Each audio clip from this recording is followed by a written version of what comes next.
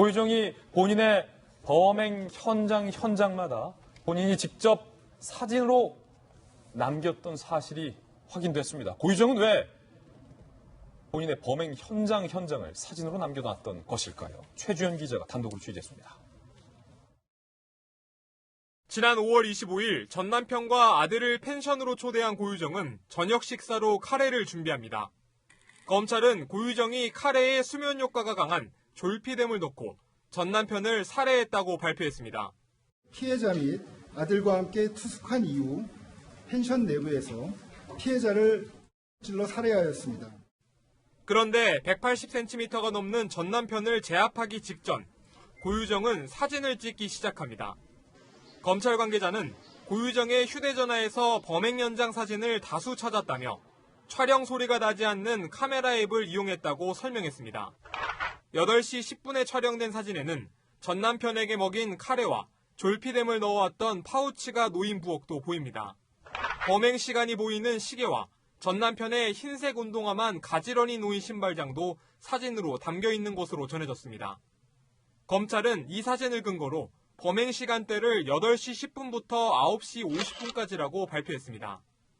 고유정은 검찰 조사에서 사진을 찍은 이유에 대해 진술을 거부한 것으로 알려졌습니다. 경찰도 고유정이 찍은 사진 10,000장 정도를 확보했지만 범행과 무관하다며 공개하지 않아 유족이 반발하고 있습니다. 채널A 뉴스 최주연입니다.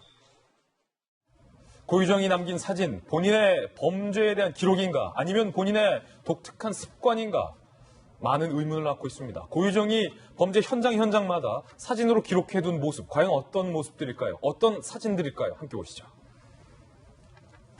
먼저 저희들이 확인한 첫 번째 고유정이 찍은 사진은 지난 5월 25일 범행 당일입니다. 저녁 8시 10분 전 남편에게 먹인 카레, 그리고 그 카레에 넣은 졸피뎀을 보관해온 파우치, 카레와 파우치가 이 사진 각도에서 확실히 주인공으로 보여요. 범행 도구를 한가운데에 놓고서 주방 사진을 찍었다는 겁니다. 고유정은 왜 카레와 파우치를 사진으로 남겨두려 했던 걸까요? 또 다른 사진은요. 범행 시간이 보이는 시계, 그리고 자신이 죽일 전 남편의 흰색 운동화만 놓인 신발장을 함께 놓고 사진을 찍었다는 겁니다. 이건 의도적으로 운동화와 시계를 한 프레임 안에 넣고 찍겠다라는 고유정의 의도가 엿보인다. 많은 사진 전문가들은 저희들이 취재해보니 이런 지적을 하고 있습니다. 고유정의 의도가 담긴 사진이라는 겁니다. 세 번째 사진은요.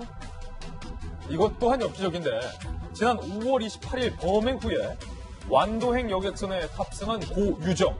그런데 고유정은 굳이 시신이 담긴 캐리어를 갑판 위로 꺼내옵니다. 그리고 전 남편의 시신 일부가 담긴 캐리어를 걸고서 바다 쪽 방향으로 사진을 찍은 사실이 취재 결과 확인됐습니다. 바다와 시신이 담긴 캐리어를 같이 담아두고 찍은 겁니다. 일단 소조 분사님. 네. 야, 이거 무슨 공포영화 같기도 하고 상당히 무섭고 의문스럽습니다. 지금 이 3장의 사진을 보셨는데 소조 변호사께서 보시기에는 어떻게 보이십니까? 우선 이런 끔찍한 범죄를 저지른 후에 또 저지른 과정에서 사진 촬영하는 경우들이 종종 있긴 합니다. 네. 그래서 특정한 사건에서 어떤 목적으로 사진 촬영했는지는 다 달라요, 이유가. 우선 첫 번째로는 가능성은 지인도 진술을 이야기를 합니다만 기록 강박증이 있었다. 기록 강박증이요? 평소에도 계속해서 사진을 촬영했다는 이야기가 있거든요. 그렇다면 이번에 공개된 그런 사진 또한 공개되지 않은 그 수많은 사진들도 평소처럼 기록한 것이다. 기록 강박증이다. 그런 가능성이 첫 번째가 되겠고요. 첫 번째 가능성이 이거예요. 또 두 번째는 혹시 그렇게 촬영을 해서 누군가에게 보여줘야 하는 상황이었는가. 혹시 공범이 있거나 이런 가능성. 하지만 현재 수사 결과 공범 없는 것으로 지금 잠정 결론이 났습니다. 그렇다면 두 번째 가능성을 일단 배제해야겠고요. 또 세 번째 가능성. 혹시 이런 촬영을 통해서 누군가를 협박용으로 사용할 가능성. 또는 후속 금전 범죄에 활용할 가능성. 하지만 그 후에 도피를 하면서도 이러한 사진들을 누군가에게 보냈거나 활용했다는 그런 아직까지 사실관계 확인은 안 됐거든요. 예. 하여튼 이것도 좀 배제를 하겠고요. 예. 그럼 네 번째. 네 번째 가능성. 혹시 이렇게 촬영한 사진을 통해서 사진을 다시 보면서 촬영한 후에 언제든 볼 수 있잖아요.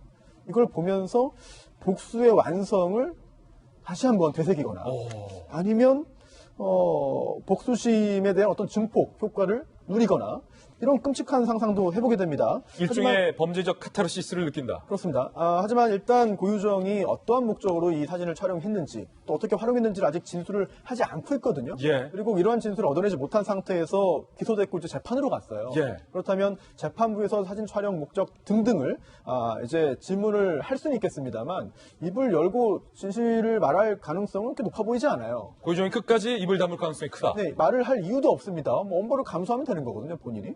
그렇다면 영영 이런 끔찍한 범죄의 동기와 또 그 후에 이해할 수 없는 이런 다량의 그런 여러 장의 사진 촬영 등도 원인을 알 수 없는 그런 상태에서 재판이 끝나고 형벌 집행까지 가지 않을까 이런 우려가 듭니다. 예, 사실 고유정이 사진을 찍은 것들 해외의 강력범죄 사례를 보면 강력범죄자 중에 본인이 저지른 범죄 현장을 사진으로 기록해둔 케이스도 몇몇 있는데 고유정이 그러했을까? 범죄심리 전문가에게도 한번 물어봤습니다. 자신의 행위를 확인하고자 하는 어떤 기록? 뭐 그런 것들을 갖고자 했던 거 아닌가. 결국은 발목을 잡을 수 있는 그런 증거로서 활용이 되었다. 꽤 오래전에 있었던 대한민국 영화 중에 텔미 썸씽이라는 영화가 있습니다. 예. 그러니까 배우 심은하 씨가 출연했던 영화인데요. 실질적인 고유정의 범행을 보게 되면 처음부터 끝까지 완전 범죄를 계획하지 않았는가라는 생각이 듭니다.